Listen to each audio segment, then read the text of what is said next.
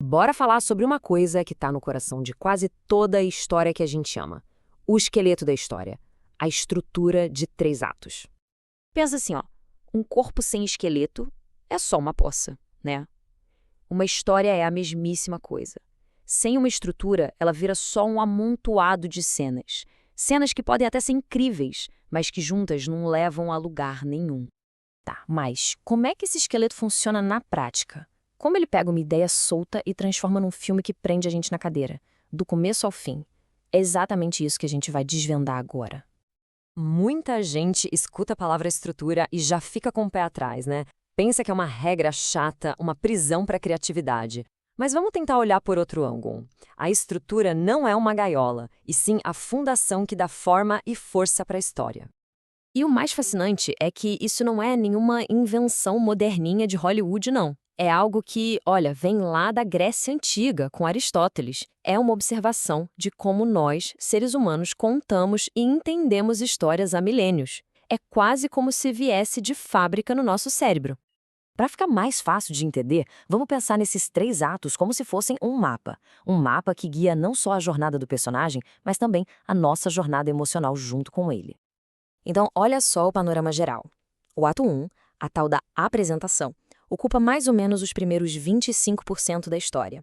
É ali que a gente entende quem é quem e qual é o cenário. Aí vem o ato 2, a confrontação, e ele é o grandão, metade da história. É onde o bicho pega de verdade. E para fechar, o ato 3, a resolução, nos últimos 25%, amarrando todas as pontas. E esse gráfico aqui deixa tudo ainda mais claro, né? Olha só o tamanho do ato 2. É o recheio do bolo, a travessia do deserto, a parte mais longa e, geralmente, a mais difícil. O ato 1 e o 3 são como o ponto de partida e o de chegada. Super importantes, mas bem mais diretos ao ponto. Falando do ato 1, tem essa ideia de vender a história que é genial. O lendário Sid Field sempre batia nessa tecla. Os primeiros 10, 15 minutos são tudo ou nada. É ali que o filme tem que fisgar a gente, sabe? É onde ele faz a promessa do que vem pela frente, apresenta as regras do jogo e joga o problema na mesa. E como ele faz isso? Basicamente com 3 peças-chave. Primeiro, um mundo comum, que é a vida normal do personagem, antes da confusão toda começar. Depois, o incidente incitante, o evento que vira tudo de cabeça para baixo. E, por fim, o primeiro ponto de virada, que é aquela decisão, aquele momento que não tem mais volta. Pronto, o personagem cruzou a linha. Quer um exemplo que todo mundo conhece? Star Wars. O incidente incitante é quando Luke acha a mensagem da princesa Leia. Mas ele ainda hesita, né? O ponto de virada, aquele que não tem retorno, é quando ele chega em casa e encontra os tios mortos. Acabou. O mundo dele foi destruído. Agora ele não tem mais escolha, ele tem que ir com Obi-Wan. E essa decisão joga o Luke e a gente junto, direto pro ato 2. E essa metáfora do deserto é ótima, porque é a parte mais longa, mais árdua, é onde o personagem, e muitas vezes quem está escrevendo, pode se sentir um pouco perdido. A palavra-chave do ato 2 é confrontação. O herói está num mundo novo, tentando resolver aquele problemão inicial, e o que acontece? Ele quebra a cara. De novo e de novo. E o segredo aqui é que a cada tentativa frustrada, as coisas precisam ficar piores. As apostas têm que subir. O Blake Snyder tinha uma frase perfeita para isso. É no ato 2 que a gente entrega a promessa da premissa. Ou seja, se a gente foi ver um filme de detetive, é no ato 2 que queremos ver a investigação acontecendo.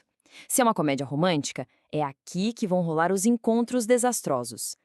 É a essência do que o pôster do filme prometeu.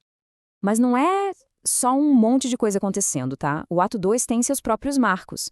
Bem no meio do filme tem o ponto médio, que geralmente é uma virada de chave, onde o herói para de só reagir e começa a agir. Mas pro final vem o momento tudo está perdido, o fundo do poço. E logo depois, o segundo ponto de virada, que é aquela luz no fim do túnel, a ideia que vai levar o personagem pro confronto final.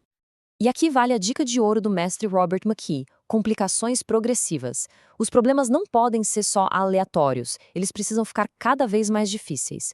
Cada novo obstáculo tem que exigir mais do protagonista, forçar essa pessoa a se superar, a aprender, a mudar de verdade.